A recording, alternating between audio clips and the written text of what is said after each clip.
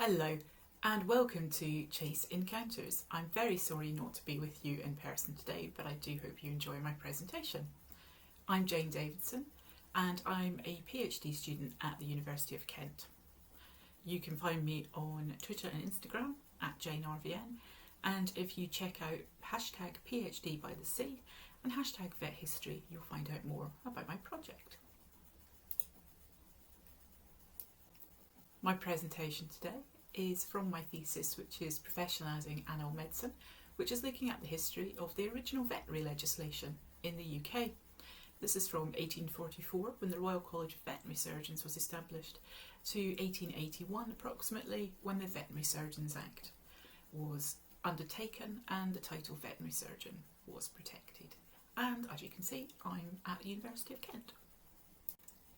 And today I'd like to present to you a little bit about network and community at this time, and it's entitled Wolves in Sheep's Clothing. So what were the networks and the communities in the process of professionalisation of the veterinary surgeon?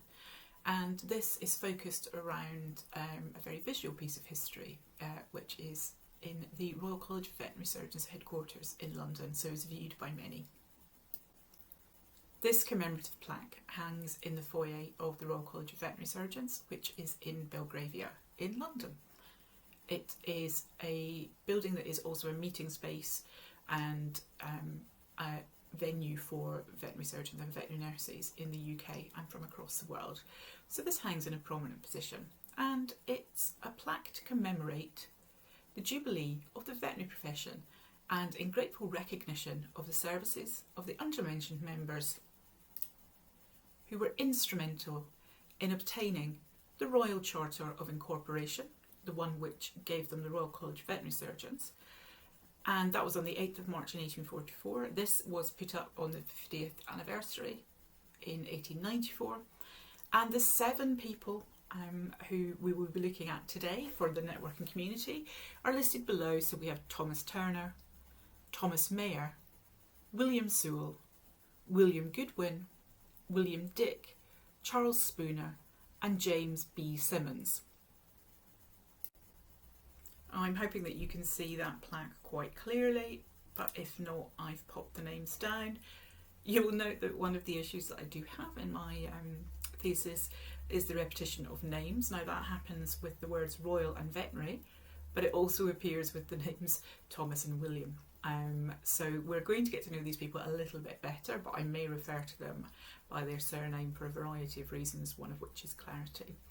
So we have Thomas Turner, who actually became the first president of the RCVS, Thomas Mayer and William Sewell. So who were these 3? Now interestingly, the top 2 were both in clinical practice, and William Sewell was an anatomy demonstrator at the London Veterinary School. You'll see a theme here. Then next we have Goodwin, Dick, Spooner and J.B. Simmons. So William Goodwin had been involved with the London Veterinary College, but was in clinic. He was actually the vet to Queen Victoria and her numerous menagerie of dogs and horses. William Dick was a graduate of the London School, but ended up setting up his own vet school in Edinburgh. So if any of you have ever had your animals treated there, you'll know it is called quite distinctly the Edinburgh Dick School. And that is because at one point there were 3 vet schools in Edinburgh alone. So William Dick, once he'd passed away, his family decided that they would rename the Edinburgh Vet School as the Edinburgh Dick School to differentiate it from the imposters, so they felt. Charles Spooner was also employed at the London School, as was J.B. Simmons. So we have our theme here. We have a couple of vets who are out in clinic, but we also have a number who are very involved in the educational process of veterinary surgeons.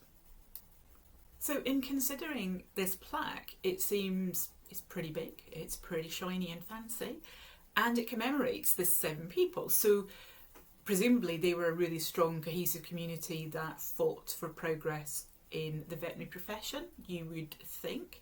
But actually, if you start to break down who they were, where they were, And their actions post 1884, 4 of these 7 actually launched appeals against the wording of the original Royal Charter. And to make it even more cloudy, the reason that these 7 are commemorated on this plaque is because they were the 7 legal petitioners to get the Royal Charter to establish the Royal College of Veterinary Surgeons in the first place.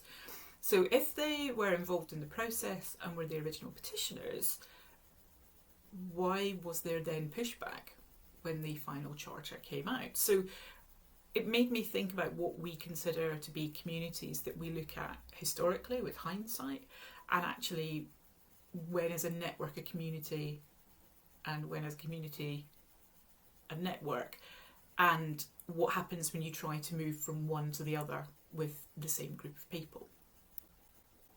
So as I previously broke down for you where these 7 people were, we had networks. So we had the Educator Network with the London Veterinary School and the Edinburgh Dick Veterinary School. At this point there was still, in 1844, just the Edinburgh Dick School. Then there was networks by location, and using the vets' words themselves from various meeting minutes, it's often discussed and referred to about there being metropolitan vets and rural or county vets. These are a distinction that they have made themselves. So the physical location where people were to find their network. And then if they were in clinical practice or not was key in that network. And I think you can see already that we have 4 people who in this group actually are educators. They're not in clinical practice, and they seek to distance themselves in some way from people that were clinicians. So if we take the 7 as a whole, we have many communities in this group. So Thomas Turner and William Goodwin were both in clinic, but they were both London based, in fact very geographically close to each other. Also, Thomas Turner is a very quiet person in veterinary history, and I think this is why he was chosen as the first president of the RCVS. He was, I think myself and my archivist laughed that he was the Canberra, because he hadn't shown strong allegiance to any either veterinary college or to any other political networks that were going on. And then we have the 4 educators that we have: Spooner, Sewell and Simmons, who are all at the London School, and Dick, who's at the Edinburgh School. And that leaves us with Thomas Mayer. And actually Thomas Mayer is part of a father-son duo, also called Thomas Mayer, obviously, who are the ones who actually really pushed to get the Royal Charter in 1844. And I think without them, this might not have happened, because in terms of income, the people that were in education actually had a better income and a steadier income than those in clinic. They weren't necessarily facing the issues of people using the veterinary title in a clinic down the road and undercutting them in price. So they were kind of secluded from that. Also, Turner and Goodwin, although they were clinicians, they had a very high income client base. So they were based in Pimlico and Regent Street, although Thomas for a little bit didn't practice in Regent Street and was in Croydon, but again still in a good area of London and still had affluent clients. So again, the issues of title protection and what was a veterinary surgeon didn't really hit these guys. So Thomas Mayer comes in, and actually he's a clinician and he's in Newcastle under Lyme, so he hasn't got necessarily the privileges that being an educator or having a wealthy client base have got. So he's the one that really pushes for it. So we have this group, but they're not a particular community in themselves, but they're involved in lots of other networks. So 1844 is a turning point as we take this network and it becomes a community under the Royal College of Veterinary Surgeons. And so Thomas Mayer had been a bit of an anomaly for me, in that he's widely lauded in veterinary histories. He clearly is commemorated in this plaque and in many other ways throughout veterinary history. But how did he come to be part of this network? Because he wasn't in the gang of an educator. He wasn't in the gang of the elite metropolitan clinicians. So where had he got his community from? And was there a space where these people were meeting outside of the network of the push and pull between the veterinary colleges and the push and pull between clinicians in terms of income and business? Well, there was. So Thomas Mayer set up the first representative association for veterinary surgeons back in 1811 or 1812 when he was a student. So he set up the London Veterinary Medical Society, and this was where this community began that eventually would work together to get the Royal Charter in 1844, but also is one of the reasons why there then was some pushback about what the Royal Charter actually said.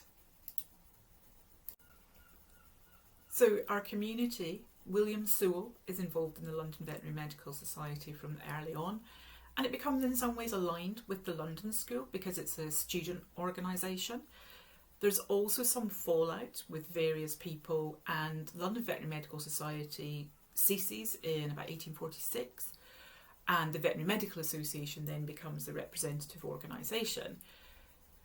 So the powers that be and the people who are involved in the community we're looking at, the community of the plaque, if you like, all left the London Veterinary Medical Society and headed over to make the Veterinary Medical Association. So they had a commonality and a common ground with this representative situation, even if professionally they disagreed with each other on some aspects. And it's this disagreement that then becomes interesting, because this network becoming a community was because they had an original community which was to do with their profession but was representing the profession, so it took away some of the issues around professional sort of conduct and professional possible infighting about who had the more students or who had the better clients. So then they became a network where they came together but from their respective fields, and then they become a community in 1844 because they all become members of the Royal College of Veterinary Surgeons. But once the Royal Charter is announced, there's a little bit of wording in it which is really scary for the 4 educators in this group, because the Crown feed back to the Royal Charter and say, "Ooh, don't just say that you're going to increase educational standards and maintain educational standards for the 2 existing schools. Put in a clause that says that you do this for any future schools." So therefore the Royal College of Veterinary Surgeons really comes into being as an educational monitor, an educational standard bearer. And the 4 educators at this point really weren't very happy, particularly the 3 at the London School, because they felt that the London School would maintain educational standards, and that the Royal College of Veterinary Surgeons would be something more akin to a gentleman's club rather than necessarily having real power over their jobs, which was very frightening because no one else had power over their jobs up until now. So it became a community, but then the network fought back. Now, the wording of the Royal Charter, the Crown had done good, and it was strong enough that it resisted these efforts and petitions to government and petitions to the profession to change the wording. And when the second Edinburgh Vet School opened, and particularly when the Glasgow Vet School opened, the RCVS really came into its own, because they were the ones that said, you can join us if you've graduated from a school that we approve of. So the Royal College of Veterinary Surgeons came into being despite a network that probably didn't particularly want it, but there was a bigger community that could see the benefits and did want it. And I wanted to share with you that story because we walk by plaques and statues and memorials like this every day, and sometimes we know the story behind them and sometimes we don't. And sometimes maybe we're celebrating communities that maybe don't understand the intricacies that were there. But these 7 people did make change, they did do good, even if initially what they got wasn't actually what some of them had wanted. Thanks all for listening.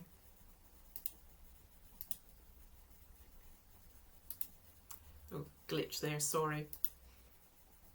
And again, sorry I can't be with you in person, but if you want to chat or ask any questions, it's at JaneRVN on Twitter and Instagram, #PhD by the Sea, or #VetHistory to find out more. Thanks for watching.